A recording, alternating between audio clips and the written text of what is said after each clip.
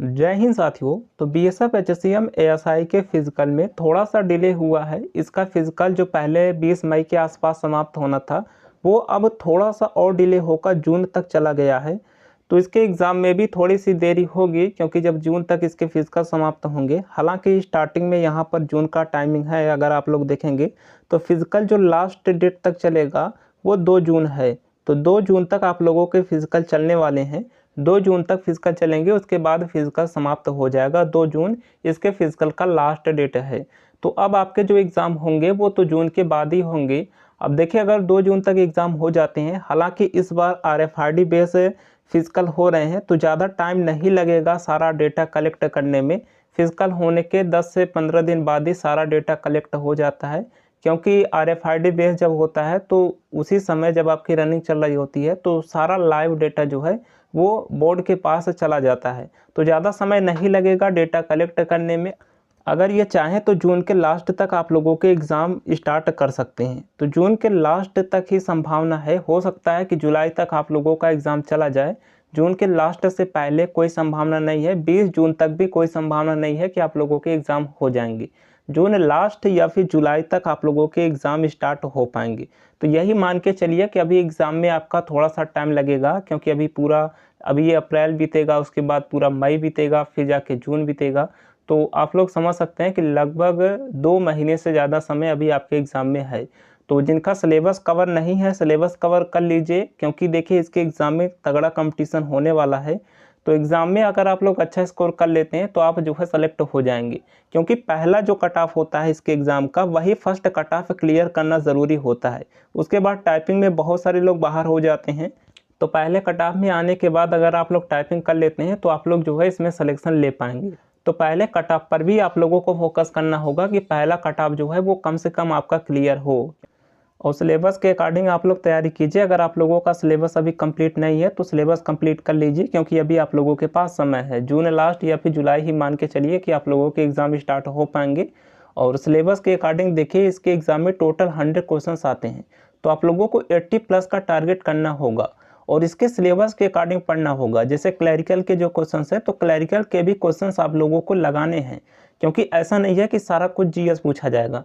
जो भी क्लैरिकल के क्वेश्चंस होते हैं सिलेबस के अकॉर्डिंग आप लोग तैयारी करेंगे तो ही आप अपने एग्जाम में अच्छा स्कोर कर पाएंगे। और क्लैरिकल के क्वेश्चंस, कंप्यूटर के क्वेश्चंस, न्यूमेरिकल के क्वेश्चंस, सारा चैप्टर जहां पर सिलेबस के अकॉर्डिंग कवर किया गया है। तो ऐसा बुक अगर आप लोग चाहते हैं तो ऐसा बुक आप लोगों को चक्षु प्रकाशन का मिल जाता है, जहां से आप लोग अपनी तैयारी करके अपना सिलेक्शन निश्चित कर सकते हैं। देखिए, इस बुक को आपके सिलेबस के अकॉर्डिंग तैयार किया गया है, जो भी आपके एग्जाम का सिलेबस है, क्योंकि इस बार पैटर्न थोड़ा सा चेंज हुआ है। सभी का कंबाइन वैकेंसी है तो कंबाइन सिलेबस है।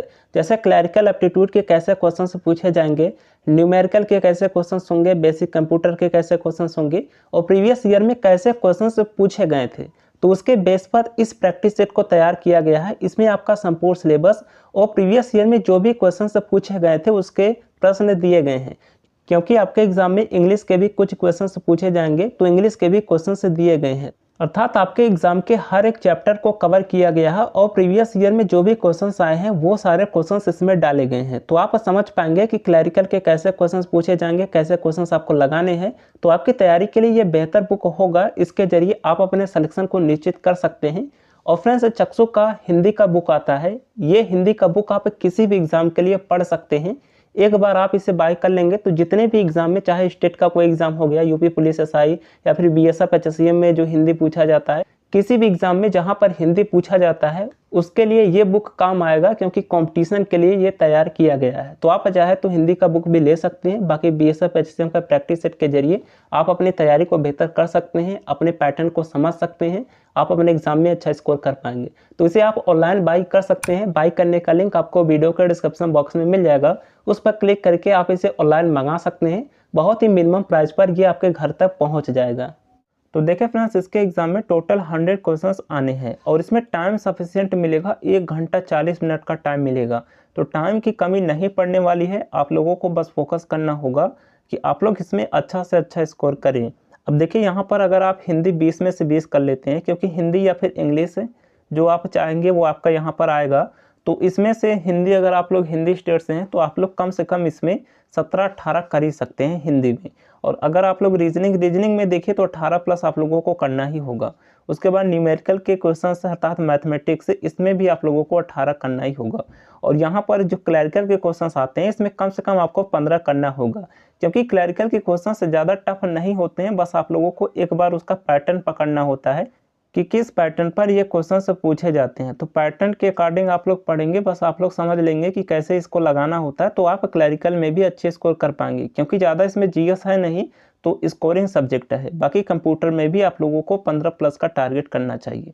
तो अगर आप इसमें 15 कर लेते हैं, इसमें 15 कर लेते हैं, 30 कर लेते हैं, और इसमें कम से कम आप लोग दोनों में मिलाकर इसमें देखिए 20-20 है, तो 18-18 आप लोग करेंगे, टोटल 55 क्वेश्चंस कर लेंगे, तो आप 80 से 85 के बीच पहुंच जाएंगे।